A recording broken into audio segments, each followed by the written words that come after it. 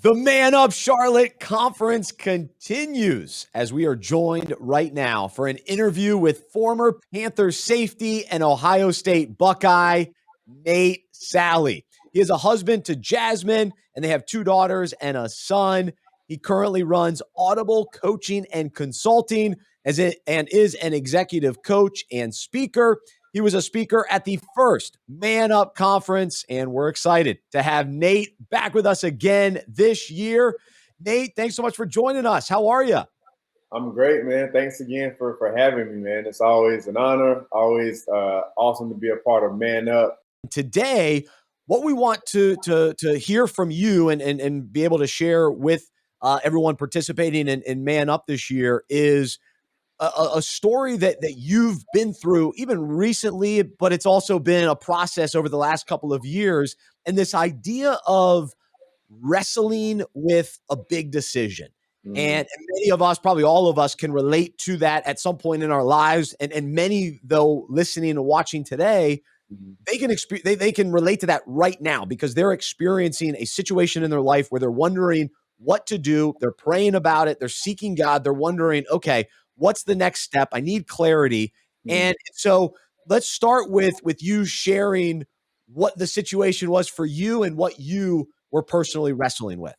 Yeah. So my recent situation was I left my job. I left my 9 to 5 after playing ball. I've been in corporate America for 10 years, doing corporate recruiting and account manager and a supervisor.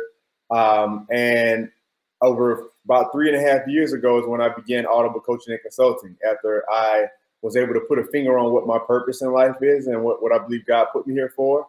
And I began pursuing that. And the moment I got a taste of what this work is all about, as far as truly serving others and making a difference and utilizing the journey that God has given me to make a difference in the lives of others, I fell in love with it. And I had a feeling right then that God was telling me this is going to be what you do full time.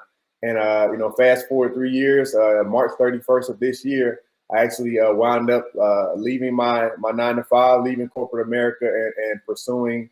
And I don't like to say pursuing because sometimes when you say pursuing, it's like something is running from you, like you're having to chase it, right? But actually doing this work full time right now, and more fulfilled now than I've been at any other point in my life. It's actually been that way for the past 3 years since I've identified, my purpose and been doing my best to be obedient to that purpose. So that's been a big thing. For many of us that have known, okay, I know there's a move that I need to make. Sometimes it's job related or otherwise, and we can drag our feet or just kind of wonder what is the right timing and when is it finally the moment to take the leap of faith. And so when and how did you kind of process that to know that this was the time God was clearly encouraging you and giving you the strength to say go? Yeah, I love it. And the first thing I'll say before I even tell that piece is I'm a firm believer that the perfect time is ignited by action, right? A lot of times we want to wait, when everything lines up perfect. Like we read in the Bible, in the Word, even if we look at our lives, a lot of the times, God and Jesus are saying, go then, do this then, right? It's not, hey, everything's perfect, right? Moses got to the Red Sea, then it parted. Not it was waiting for him parted, right? So just things like that, and that happens in our lives. So for me, a thing that helped me was ever since I was a kid, I didn't necessarily know it was God at the time, but I've always been in tune with that thing on the inside that kind of speaks to me, right? And lets me know when it's time to do something. Even as a kid, I won't tell the whole story, but as a seventh grader, I came to the realization that college was an option for me, was a thing that I needed to be going for because I came from a household where, both of my siblings didn't graduate high school and I was the youngest. So I felt like it was on me to graduate high school. But it all happened when I went to my uncle's graduation. And when I saw him walk across the stage, something lit up inside of me and said, that's for you. You're going to college. So ever since that moment as a seventh grade kid, I've known what that feeling is, right? And I didn't know it was God, but I knew it was something that I needed to do. And I've now come to realize that that's how God speaks to me, right? The moment I decided to become a coach, I was sitting in a lady's office. On her wall, it said, for the field of ball coach and for life, a life coach. In that moment, something lit up inside of me, that same feeling. And the moment she came back in, I said, hey, tell me more about that. And she started telling me about coaching and what it involved. And I immediately began going to meetings with the local coaching group here in Charlotte. And, soon after, I was certified as an executive coach and was on my way. So all of that happening, as I told you all before, once I got a taste of what this work is really all about and the impact that it can have, I felt that feeling again is letting me know, hey, like this is going to be what you do full time. And we got to a point, over the past couple of years, I battled with it, right? Because I firmly believe in one thing that I actually just kind of realized recently is that, it's easier to have faith when we're chasing our dream, right? It's a little tougher for us to have faith when we're chasing God's dream for us, right? God's purpose for us, right? And once I got aligned with that, it put some things into perspective for me. So for me, once I was clear on, hey, what God had put me on this earth to do, because naturally I'm an introvert. Like I'm perfectly fine. As we've been quarantined, I'm naturally cool with that. I'm naturally cool with being in the house and chilling and doing my thing. But here I am, I'm a motivational speaker and executive coach for a living now, right? That's all what I believe God wanted me to be and who he's called me to be, because I took a look at my life and I saw the patterns over the course of my life and realized everywhere I've been, whether it's been playing ball in the streets of Fort Lauderdale, Florida, in high school, going to college at Ohio State, being a captain, being a very respected person in the locker room, even though I kept getting injured with the Panthers, and then going into corporate America, everywhere I've been. I worked somewhere for a year, I'm put into a leadership role. I work at another place for 8 months, I'm put into a leadership role. 8 out of my 10 years in corporate America have been in leadership positions, right? So I came to the realization that, hey, I get it. That's what you put me here for. And then that's where the coaching and speaking kind of came about. And for me to be obedient, I got to continually step out of that comfort zone, right?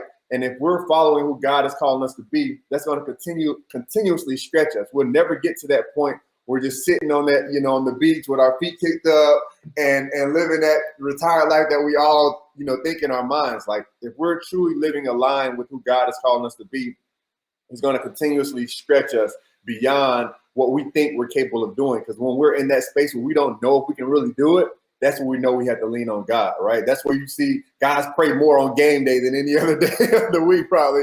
It's like, I need you, right? And he wants us in that space. But a lot of us leave the game and we never find that thing that makes us go there again, right? That where we know we need God even more outside of, our everyday life and situation we go into. So, for me, every time I get prepared to speak, every time I get prepared to coach, it's like game day again. And I'm just grateful. I didn't know I would find that again. It's not even that I was searching for it, but God kind of placed it in my lap, man. And I'm grateful for it. And like I said, living more fulfilled now than I've ever been, because I know every day I'm walking in exactly what God put me here for. And so for guys listening today, again, back to this place that I know many guys, especially even coming out of this last year, wondering, okay, what's next? What am I supposed to do?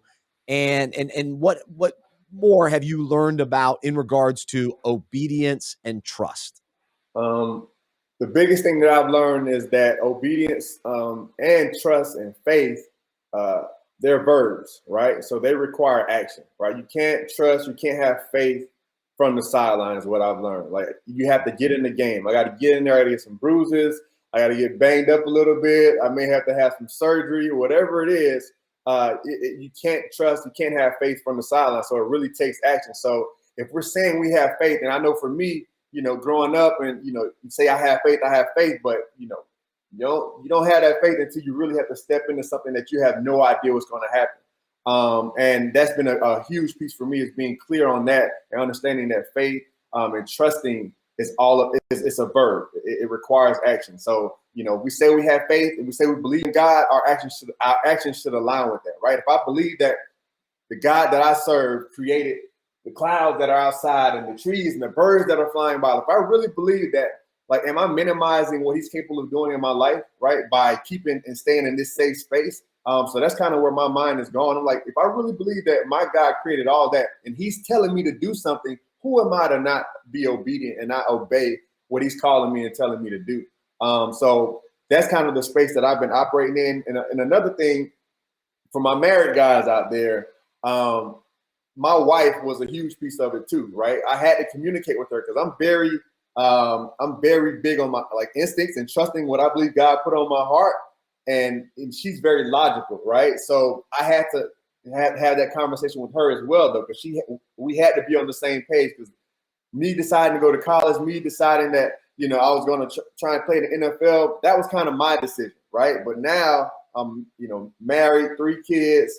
There's a lot more that goes into it, and honestly, my wife having that logical mind, it didn't change my decision, but it slowed it down, and actually it made it wind up being the perfect time. And I know that God put my wife here for a reason, and I know that we think differently for a reason. We balance each other that way. So I never wanted to make that decision, understanding that it would cause friction in my household. So my wife and I had to be on one accord, and I trusted that God would put it on her heart that it was time for us to make the move when it was right. And once she gave me the thumb, I was like, all right.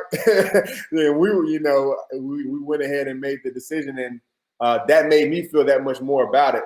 So for us married guys, like that's a huge piece. You want your significant other to be involved and be included in that process, because sometimes they may give us some advice that we don't want to hear. But that's sometimes God's way of speaking to us, because it slowed me down. If it was up to me, I would have left my job probably a year or two ago.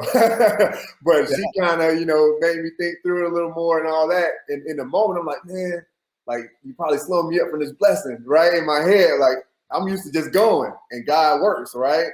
But the timing of it wound up being so much more perfect. And because I believe, God put her in my life for a reason too. So I think that he works in both of our lives. Well, Nate, this is such an encouragement for all of us, and I know as guys, as we've experienced this conference today, God's moving in our hearts, and things are, like you said, kind of igniting or a spark in us to say, "Oh, I need to do that." And so, what are we going to do with that? If God really is prompting us, what are we going to do with that? Are we going to sit on that? And maybe wait to make sure that, okay, we're on the same page with our wife before doing something, dramatically or drastic. But if we know in our heart of hearts, and our wife is already on board, yet we're the one dragging our feet, maybe today is the day to take that action, to go for it, to take the step of faith, and to, we've talked about serving. Maybe it's getting into a small group. Maybe it's mentoring someone. Maybe it's being mentored. Maybe it's doing something different work-wise, and maybe it's finally getting plugged in at church. Maybe it's finally going on that mission trip. Maybe it's finally saying yes to adoption. A lot of different things, and each of us, that's between us and the Lord on what He's calling us to do and igniting in us to do. But hopefully, we're encouraged today by Nate to take action and to take that step of faith with God's strength, with Him leading the way, and us trusting and relying and obeying in Him. Hey, one more thing. I'm sorry, this just hit me though. Let's hear it. One quick thing, like we're leaders, right? And for me, I know in me making that decision and being bold in my faith, it has led to my wife being more bold and faithful, right? And that's going to lead to my children. I have conversations with my kids around, hey, daddy had this great job that he worked for 10 years and built up, and I'm leaving to do what I believe God is calling me to do. And my children are 9, 7, and 3. And I have that conversation with them. So they will remember that stuff, right? And my wife is now being more bold and faithful. So that's one thing. And then the next thing is just whatever it is you feel called to do. Like sometimes we see the big picture, we get overwhelmed. Understand the big picture, but just focus on whatever's next. Like what's the next thing I need to do, right? Just tomorrow, what do I need to do that moves me one step closer to the proverbial goal line, right? And scoring this touchdown or doing whatever I need to do to accomplish that goal. So that's one thing I want to encourage us to do. We get overwhelmed and we get so many things in our mind. Just think about what's next. Like God isn't asking for all these different, explanations. Like just do what He's telling you to do. Whatever's next, do the next thing, right? I'm sorry, I had to share that, but that leads to momentum. That's right. A step of faith. A step of faith. Yeah. Walking with Jesus. Walking, stepping, step by step. He'll light up our path as we trust Him and as we continue to rely on His word. So he's Nate Salley, former Panther, Audible coaching and consulting, joining us here on the ManUp Charlotte Conference. We appreciate it. Thank you. Thanks again.